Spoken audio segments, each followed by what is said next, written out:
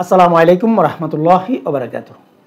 অনেকেই কমেন্ট করে থাকেন যে আওয়ামী লীগ কি আর ফিরে আসতে পারবে না, আওয়ামী লীগ কি রাজনীতিতে আবার প্রতিষ্ঠিত হতে পারবে না এবং ক্ষমতায় যেতে পারবে না। আর অনেকেই কমেন্ট করে থাকেন যে আওয়ামী লীগ আর বাংলাদেশে ফিরে আসতে পারবে না, তাদের রাজনীতি এখানেই শেষ। এই দুই ধরনের কমেন্ট যারা করেন তাদের জন্য আমার আজকের এই ভিডিওটি। দেখেন, আওয়ামী লীগ এখন যে অবস্থায় আছে এবং আওয়ামী লীগ যেই রাজনীতিটা করছে, আমার কাছে মনে হয় আমি যে আওয়ামী লীগকে চিনি সেই আওয়ামী লীগকে আমি এখন পর্যন্ত এই 10 মাসে দেখিনি, বা যে আওয়ামী লীগকে আমি কল্পনা করি যে আওয়ামী লীগ এইটা সেটা, সেরকম কোনো আওয়ামী লীগ আমি এখন পর্যন্ত এই 10 মাসে দেখতে পাইনি। কিন্তু আওয়ামী লীগের নিশ্চয়ই কোনো না কোনো কৌশল আছে। এখন সেটা তো এই বর্তমান সরকারও জানার কথা না, এটা শুধুমাত্র শেখ হাসিনা বা আওয়ামী লীগের মধ্যে শেখ হাসিনার বিশ্বস্ত যারা, তারাই জানবে। আর আওয়ামী লীগকে অবশ্যই সহযোগিতা করবে ভারত, এতে কোনো সন্দেহ নেই। এবং ভারতের প্রেসক্রিপশনে আওয়ামী লীগ তাদের ভবিষ্যৎ রাজনীতি ঠিক করবে, এটাও আমি মনে করি।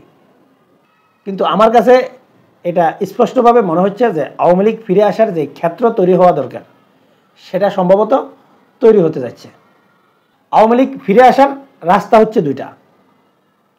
একটা হচ্ছে আন্তর্জাতিকভাবে ইউনূস সরকারকে চাপ প্রয়োগ করে আওয়ামী লীগ নির্বাচনের মাঠে যাতে থাকতে পারে সেই ব্যবস্থা করা।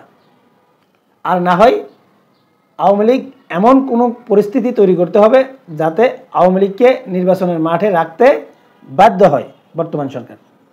কিন্তু বর্তমান সময়ে যেটা দেখা যাচ্ছে যে এই যে ছন্নছাড়া আওয়ামী লীগ, এই আওয়ামী লীগকে সুসংগঠিত করে তারা আন্দোলন সংগ্রাম করবে বা করতে পারবে বা তাদেরকে করতে দেওয়া হবে, এই পরিস্থিতিতে আওয়ামী লীগ নেই।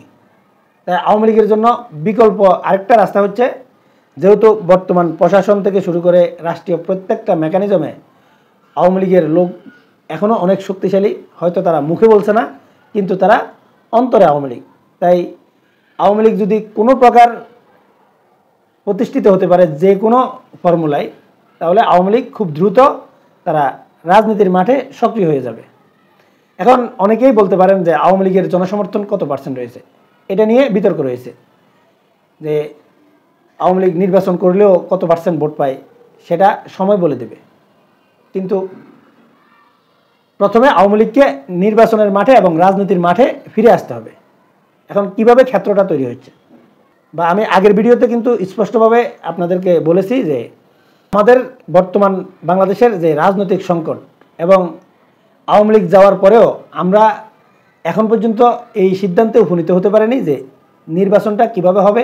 এবং এই বিগত সময়ে বাংলাদেশে যে রাজনৈতিক অস্থিরতা তৈরি হয় নির্বাচনের আগ মুহূর্তে বা ক্ষমতা পরিবর্তন হওয়ার আগ মুহূর্তে যেই অস্থিরতা তৈরি হয়, এটার স্থায়ী সমাধান কিভাবে করা হবে এটা এখনও আমরা নিশ্চিত হতে পারিনি, বা সেই সমাধানটা হবে বলে আমার এখন মনে হচ্ছে না। তাই এই অস্থিরতার মধ্য দিয়ে আমাদের বাংলাদেশে তৃতীয় শক্তির আবির্ভাব হয়। এখন যদি সেরকম কোনো তৃতীয় শক্তির আবির্ভাব হয়, মানে সেনা শাসন যদি জারি হয় বা সেনা শাসনের দিকে যদি ধাবিত হয়, তাহলে আওয়ামী লীগের ফিরে আসার সম্ভাবনাটা বা ক্ষেত্রটা সম্পূর্ণভাবে তৈরি হয়ে যাবে। মানে বর্তমান সেনাবাহিনীর প্রধান থেকে শুরু করে বর্তমান রাষ্ট্রপতি সহ যারাই আছেন, এই অবস্থায় যদি সেনা শাসন জারি হয়, তাহলে নিশ্চিতভাবে বলা যায় যে আওয়ামী লীগের জন্য রাস্তা ক্লিয়ার, তারা রাজনীতির মাঠে ফিরে আসবে।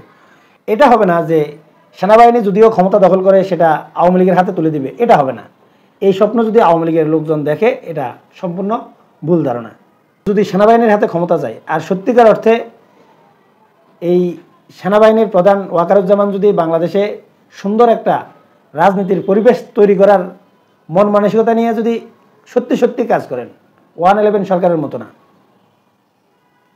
সেরকম কোনো পরিকল্পনা যদি তিনি করে থাকেন, তাহলে দেখবেন বাংলাদেশের যত সংস্কার বলেন, যত কিছুই জনগণ চাইছে, এগুলো সব পরিপূর্ণ হবে। আর যদি তাদের ভিন্ন কোনো উদ্দেশ্য থাকে তাহলে সেটা হবে না। কিন্তু এতে আওয়ামী লীগ সহ সবগুলো রাজনৈতিক দল তখন অংশগ্রহণ করবে।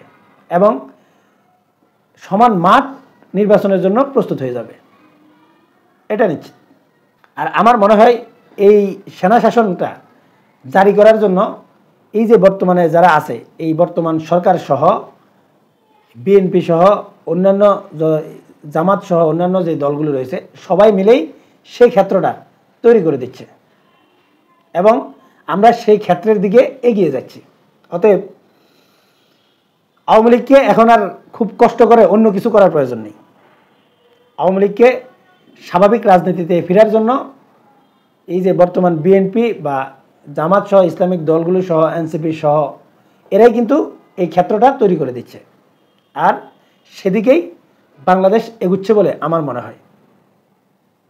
এখন যেই পরিস্থিতি তৈরি হয়েছে, এই পরিস্থিতি থেকে উত্তরণের একটা রাস্তা আছে, হয় তারেক রহমান বাংলাদেশে এসে সবগুলো রাজনৈতিক দলকে নিয়ে সুন্দর মন মানসিকতায় বসে সবগুলো সমস্যার সমাধান করবে, যেটা দেশের জন্য কল্যাণ, সবগুলো দলের জন্য কল্যাণ, সেরকম কোনো ঐক্যমতে পৌঁছাবে। আর না হয় বাংলাদেশ সেনা শাসনের দিকে এগুচ্ছে এবং সেই সেনা শাসনের মধ্য দিয়ে আওয়ামী লীগ বাংলাদেশে আবার প্রতিষ্ঠিত হতে যাচ্ছে। এখন কে বলতে পারে যে বাংলাদেশে যদি সেরকম অস্থিতিশীল পরিবেশ তৈরি হয়ে যদি সেনা শাসন আসে, তারপর যদি ইসলামিক দলগুলো এবং বিএনপি এবং আওয়ামী লীগ সহ যদি তারা সবাই আলাদা আলাদা নির্বাচন করে, তখন কোন দল ক্ষমতায় আসতে পারবে বলে আপনারা মনে করেন?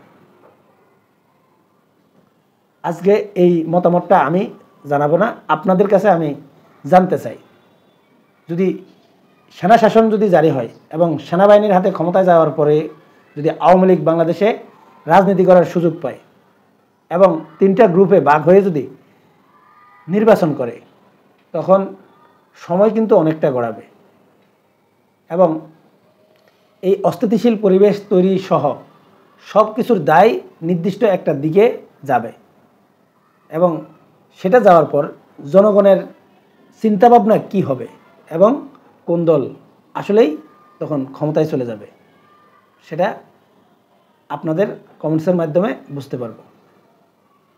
এবং সেই মতামতটা জানানোর জন্য প্রত্যেককে অনুরোধ করছে। এখনকার মতো এই পর্যন্তই। আল্লাহ হাফেজ।